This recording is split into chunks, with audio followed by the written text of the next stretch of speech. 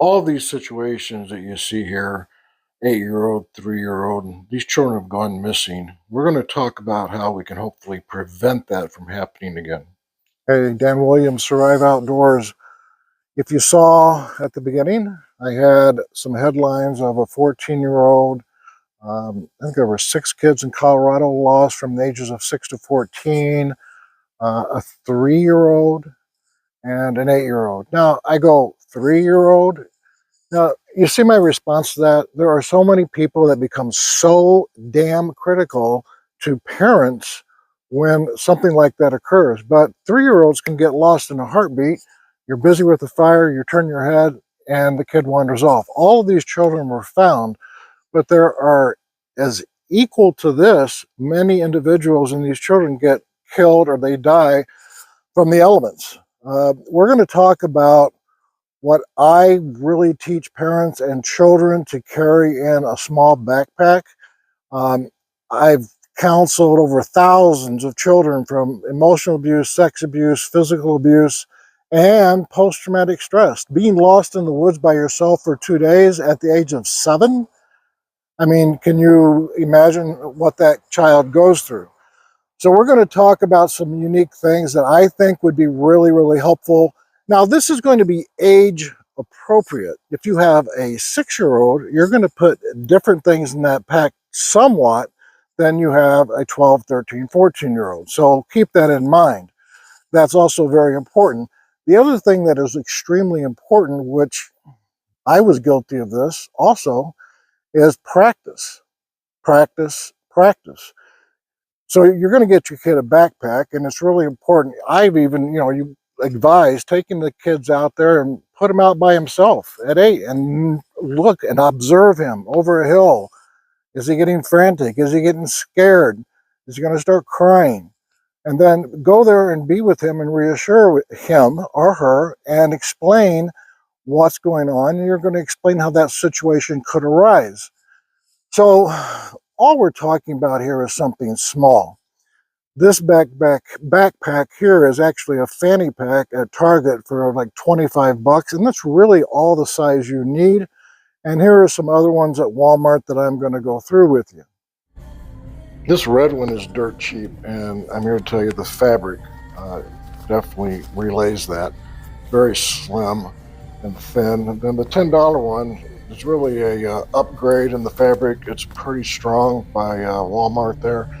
$24.77, not a bad price. It's bigger than the fanny pack at Target, and that is probably the one I would go with. And then there's the $15 one, and that one also is not bad. They have multiple pockets. You can put snack. You want them to have a water bottle with water in it, and we don't want to weigh them down, so it doesn't have to be a massive water bottle. On the other side of that coin, if they're in a situation where it's greater than 3 days or greater, have them drink the water. It takes for our Giardia about 2 to 3 weeks to get sick. They get diarrhea, they come in, and we will treat them. Not that big of an ordeal when you're weighing life versus diarrhea. I'll pick life. So water, have a water bottle.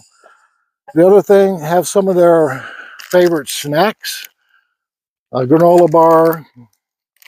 This is just peanuts, cashew, whatever their favorite snacks are, you want to have in that bag. Now, word of caution on granola bars.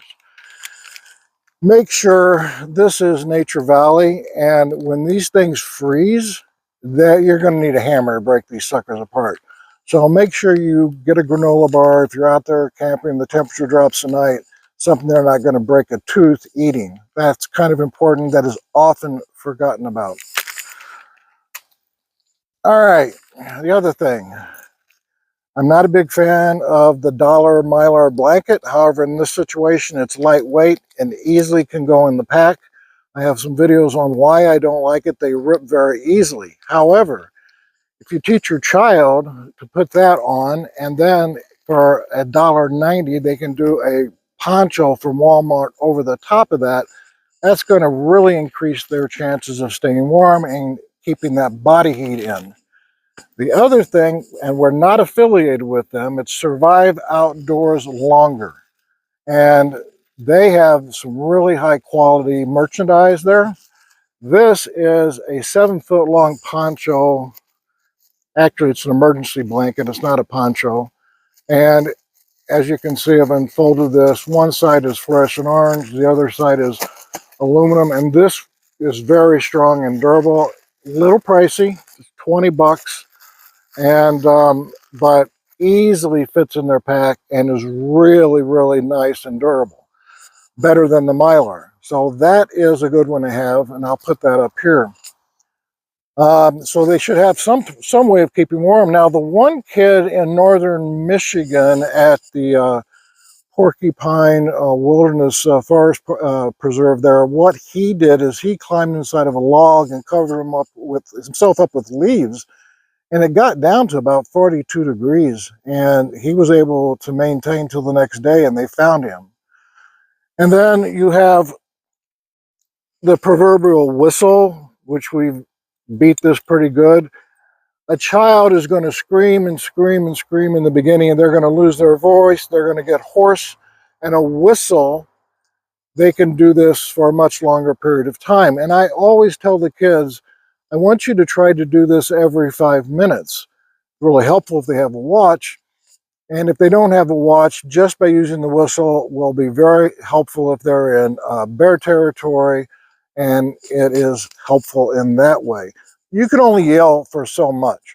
And over hills and valleys, this is going to travel much better. Lights. So the video just previous to this, I'll put that at the end. We talked about having solar lights. This is extremely light, folds up. They can stick this right in their backpack. This is a through night, 2 AA batteries, V3. I love this light. I don't know if you're going to be able to see, but if I shine it at you, this sucker can get very bright, and it does really, really well. And again, depending on the age, they're going to keep this sucker on all night, and this will last a long time. Duct tape is going to be really the age of the child. I don't expect a 6-year-old ripping off streamers of duct tape. It depends on their maturity, depends on their experience in the outdoors, but having some duct tape is not a bad thing. And again, depending on their age, are they going to be able to start a fire? I'm not a big fan, and there's going to be a lot of you guys disagree with me, of kids under the age of 10, 11 having a knife. I had one, but I was trained back when I could just start walking. So if they cut themselves, now you've just compounded this issue. So I'm not a big fan of that. After 10, 11, 12, if they've been instructed properly, then it can be a very advantageous piece of equipment to have.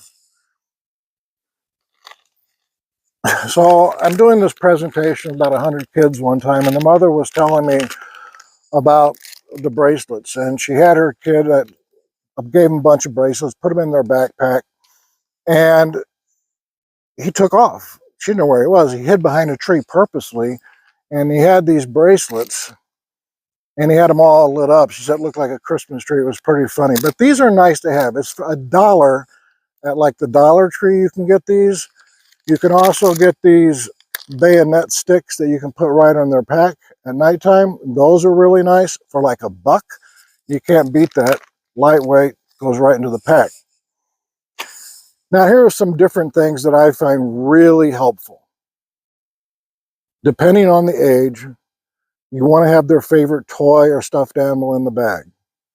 And another big one is get some photographs of the family. Mom and dad, brothers and sisters, even the dog. Put them in their backpack and leave them there. I cannot tell you how helpful that is, even as an adult. I mean, I've been lost 2 or 3 times, went on my own for 4 or 5 days, and just having a photograph to look at has proven to be extremely helpful in terms of maintaining hope. So for little ones, really good to have a photograph of the family in there so they can look at that and can't go wrong with it at all. So those are some ideas of keeping children safe in the outdoors. Again, it is practice. Have some playtime with the kids and practice doing this over and over, so they then cannot be so fearful if they go out and they get lost. And they'll be confident that there's a very good chance they're going to be found. If you guys have some ideas that I've left out, put them down below. That would be really helpful, not just for me, but for the people watching this. If you like this, please subscribe. Don't forget, keep your eyes on the rise and your face to the wind. We'll see you next time.